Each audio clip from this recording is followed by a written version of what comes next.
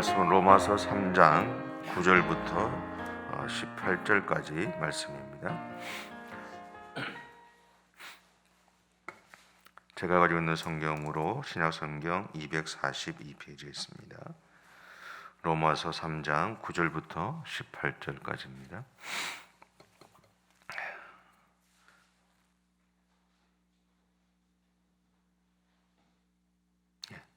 우리 함께 봉독하겠습니다. 그러면 어떠하냐? 우리는 나으냐? 결코 아니라. 유대인이나 헬라인이나 다 죄 아래에 있다고 우리가 이미 선언하였느니라. 기록된 바 의인은 없나니 하나도 없으며 깨닫는 자도 없고 하나님을 찾는 자도 없고 다 치우쳐 함께 무익하게 되고 선을 행하는 자는 없나니 하나도 없도다. 그들의 목구멍은 열린 무덤이요 그 혀로는 속임을 일삼으며 그 입술에는 독사의 독이 있고 그 입에는 저주와 악독이 가득하고 그 발은 피 흘리는데 빠른지라. 파멸과 고생이 그 길에 있어 평강의 길을 알지 못하였고 그들의 눈앞에 하나님을 두려워함이 없느니라 함과 같으니라. 아멘. 오늘 본문은 우리가 죄인이다라고 그렇게 선언하고 있습니다. 사실은 이 말이 참 무섭고 두려운 말이기도 하죠. 그런데 이것이 우리가 가진 현실이죠. 또한 우리가 현실을 직시한다라는 것은, 이 현실을 우리가 직시한다라는 것은 그것을 인정한다라는 것을 의미합니다. 다시 말하면 우리는 죄인임을 인정하고 살아야 한다라는 거죠. 그리고 항상 우리가 죄를 지을 수 있는 가능성이 우리에게 열려 있다라는 것을 받아들여야 한다라는 겁니다. 물론 우리는 예수님을 통해서 의인으로 인정함을 받았죠. 근데 그렇다고 해서 우리가 의인이라기보다는 하나님이 우리를 보셨을 때 예수님이 계시기 전에는 언제나 내 모습 그대로가 보였다면, 예수님이 계신 이후에는 예수님이 나를 위해서 흘리신 보혈이 우리의 몸 전체를 덮어버렸기 때문에 하나님의 눈에는 우리에게서 예수님의 보혈만 보인다라는 겁니다. 다시 말하면 하나님은 예수님의 보혈 이면에 있는 우리의 본질을 보시는 것이 아니라 우리를 보호하고 계시는 예수님의 보혈만 보신다라는 거죠. 그래서 우리를 향해서 의롭게 되었다라고 선언하신 것입니다. 이것이 우리가 받은 최고의 선물이고 또 은혜이죠. 목사님들이 보통 가운을 입잖아요, 주일날. 그죠? 가운을 입을 때 왜 가운을 입는 것 같으세요? 이 예배가 거룩하기 때문에 이 거룩함을 드러내기 위해서 가운을 입는 것이 아니에요. 목회자가 가운을 입는 것은 자신의 더러움을 덮기 위한 겁니다. 예배 인도자로 하나님 앞에 서기 때문에, 말씀을 전하는 자로 서기 때문에 죄인된 모습으로 자기를 드러내는 것이 아니라 자기를 감추기 위한 하나의 어떤 모습들이 이 가운을 입는 거거든요. 주일날 장로님들이 기도할 때도 가운을 입으시죠? 주일날 여러분들이 기도하실 때도 가운을 입죠? 그러면 죄인의 내 모습은 그냥 덮는다라는 의미가 가려 있어요. 감춘다라는 의미가 있죠. 그런 의미들을 여러분 기억하시면 조금 더 이해가 잘 되실 겁니다. 그러나 우리는 죄의 요소를 여전히 가지고 있습니다. 그래서 바울은 로마서 2장 17절부터 29절에서 하나님의 말씀을 지키는 것이 중요하다라고 말했던 것이죠. 다시 말하면 내가 복음에 대해서 아는 것만이 중요한 것이 아니라 하나님의 말씀대로 살아가는 것이 중요하다라는 겁니다. 그럼에도 불구하고 분명한 것은 우리는 죄인이다라는 거죠. 왜냐하면 복음이 내가 죄인이다라는 말에서, 죄인이다라는 이 사실에서 시작되어진 우리를 향한 하나님의 사랑의 결정체이기 때문에 그렇습니다. 하나님이 아담과 하와를 만드셨을 때는 그것 자체가 복음이었고 축복이었어요. 하지만 그들의 범죄함은 모든 인류에게 죄가 유전되게 만들어 버렸죠. 그리고 우리의 죄됨은 우리가 더 이상 하나님과 교제할 수 없게 되었다라는 것을 의미했습니다. 그래서 하나님이 하나님과 우리가 다시 우리 사이에 이 교제끈을 놓을 수 없어서 우리에게 제시해 주신 것이 뭐냐 하면 율법이라는 겁니다. 오늘 아침에 하나님의 말씀이라고 할 수 있죠. 그리고 제사장이나 왕이나 선지자나 사사를 통해서 하나님이 우리와 함께 하신다는 것을 계속해서 이렇게 보여주셨어요. 그리고 계속해서 하나님의 마음을 우리에게 알려주셨다라는 거죠. 그런데 우리는 이런 하나님의 마음을 외면하고 살죠. 아니 어쩌면 우리는 하나님의 마음을 몰랐는지 아니 몰라주는지도 모르겠습니다. 바로 이런 상황에서 하나님은 우리와의 관계를 회복시키시려는 계획을 실천하시게 되고 그것이 바로 예수님을 우리에게 보내주신 것입니다. 그리고 예수님에게 우리의 모든 죄를 대신 지시게 하시고 십자가에서 우리를 위한 대속죄물로 죽으시게 한 것이죠. 이것이 우리가 받은 용서함입니다.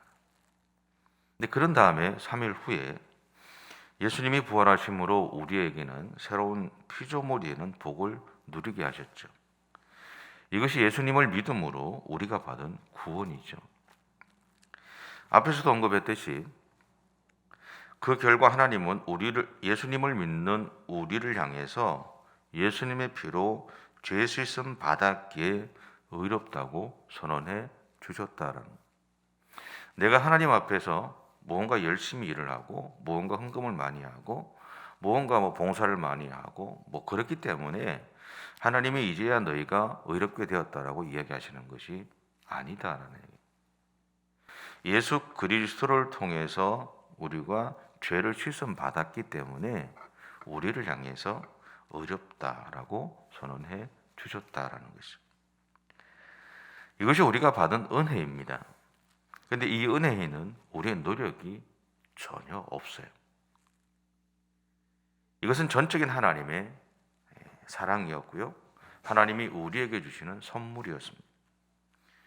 그러기에 우리가 해야 할 일은 그냥 선물을 받으면 되는 겁니다. 곧 예수 그리스도를 믿으면 되는 것이죠. 여러분, 예수를 믿는 우리들에게 있어서 우리가 받은 구원의 은혜에는 우리의 노력이 전혀 없습니다. 내가 예전에는 그런 얘기를 많이 했어요. 교회 오면 열심히 믿으면 돼. 봉사도 열심히 하면 그때 그런 얘기 많이 해요. 아니요, 그렇지 않아요. 우리가 받는 구원의 은혜에는 예수 그리스도의 대속의 죽음 외에는 없어요. 내가 노력하는 건 아무것도 없습니다. 내가 하는 것은 그 예수 그리스도를 믿는 것뿐이에요. 열심히 봉사한다고 구원받는 게 아니고요. 헌금 많이 한다고 구원받는 게 아니에요. 예전에 우리는 그렇게 이야기를 했었어요. 부끄러운 이야기지만 저 같은 목사들이 그러면서 교인들을 이렇게 묶었어요. 그건 복음이 아니에요. 성경에서 이야기하는 것이 아니죠. 여러분 꼭 기억하셔야 됩니다. 내가 하나님 앞에서 봉사하는 것, 내가 하나님 앞에 헌금을 드리는 것, 내가 하나님 앞에서 무언가를 하는 것들은 내가 받은 구원의 은혜가 감사해서 드리는 감사의 선물일 뿐이고 감사의 행동일 뿐인 거예요. 그 이상도 그 이하도 의미를 두지 마세요. 그래서 우리는 자랑할 것이 없는 겁니다. 그저 받은 것에 대해서 내가 반응하는 것밖에 안 되니까 자랑할 것이 없다라는 거죠. 내가 봉사하는 것이 자랑할 것도 아니고 내가 헌금을 많이 하는 것이 자랑할 것도 아니고 내가 남들보다 더 많은 시간을 교회에 투자하기 때문에 자랑할 것이 아니다라는 얘기. 그냥 감사함으로 기쁨으로 하면 된다라는 거죠. 내가 받은 은혜가 커서. 10절은 예수님이 이 땅에 오실 수밖에 없었던 이유에 대해서 이렇게 말합니다. 의인은 없나니 하나도 없으며. 하나님과의 무너진 관계를 회복하기 위해서 우리가 할 수 있는 방법이 하나도 없었다라는 거예요. 우리가 할 수 있는 것은 다만 히스기야 왕처럼 항복 문서를 들고 하나님을 찾는 것밖에 없었다라는. 근데 그랬더니 하나님이 문제를 해결하시더라라는 거죠. 그 방법은 하나님이 예수님을 우리의 구세주로 세상에 보내셨다. 여러분, 예수를 믿으면서 우리는 사실은 내가 죄인이다라는 것을 잊고 살잖아요. 점점 잊혀지지 않으세요? 부끄러운 이야기지만 저는 점점 잊혀지는 것 같아요. 그러니까 내가 죄인이었다는 사실, 아니 내가 지금도 죄인이라는 사실을 자꾸 잊어버리고 살아가는 것 같아요. 근데 내가 죄인이라는 그 현실에서 시작되어져야 예수 그리스도가 나를 위해서 대속제물이 되신 그 사건이 감사함으로 내 안에 다가오게 됩니다. 그리고 내가 죄인이라는 그 현실에서 시작되어져야, 우리의 신앙이 시작되어져야 내가 겸손할 수 있게 되죠. 내가 받은 그 사랑이, 그 은혜가 얼마나 큰지 내가 깨닫게 되기 시작한다라는 것. 여러분, 내가 죄인이라는 현실에서 시작되어 예수 그리스도를 통해서 완성되어진 이 복음을 가진 자로서의 나, 오늘 우리의 그 현실 속에서 오늘 하루를 살아가시면서 나를 향해서 하나님이 주셨던 그 사랑의 마음을 여러분의 삶의 현장에서 그렇게 전하고 살아갔으면 좋겠습니다. 그렇게 살아갈 때 하나님이 오늘도 우리를 통해서 영광을 받으실 것이고, 여전히 부족하지만, 여전히 연약한 모습 그대로 가지고 있는 우리들이지만 우리의 삶이 조금씩 점점 예수 그리스도를 닮아가는 삶으로 변화되어 갈 것이다, 그렇게 믿습니다. 기도하겠습니다. 사랑의 주님, 감사합니다. 참 죄인이었지만, 죄인이지만 여전히 죄된 모습들을 가지고 살아가는 우리들이지만, 그래도 예수 그리스도를 통해서 우리의 그 죄됨에 대해서 용서해 주시는 하나님의 사랑을 발견하게 하시고, 여전히 죄인이지만 그 예수님 때문에 우리를 향해서 너희가 이제 의인이 되었다라고 하시는 하나님의 선언을 듣고 기뻐하며 감격하며 자신 있게 당당하게 매일매일의 삶을 살아갈 수 있게 되었음에 참으로 감사를 드립니다. 주님, 때때로 우리가 믿음의 삶을 살아갈 때 이러한 사실을 잊으면서 살아갈 때가 종종 있습니다. 주님, 그것이 우리가 가진 연약함이고 또 우리가 가진 한계일지도 모릅니다. 그러나 주님, 우리가 그 사실을 영원히 잊지는 않았습니다.